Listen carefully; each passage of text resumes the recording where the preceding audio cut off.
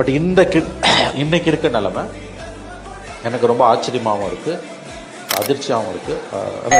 பெரிய அளவில் ஆச்சரியமாக இருக்குது. இவ்வளோ ஆதரவு நான் வந்து பார்த்ததில்லை யாருக்குமே.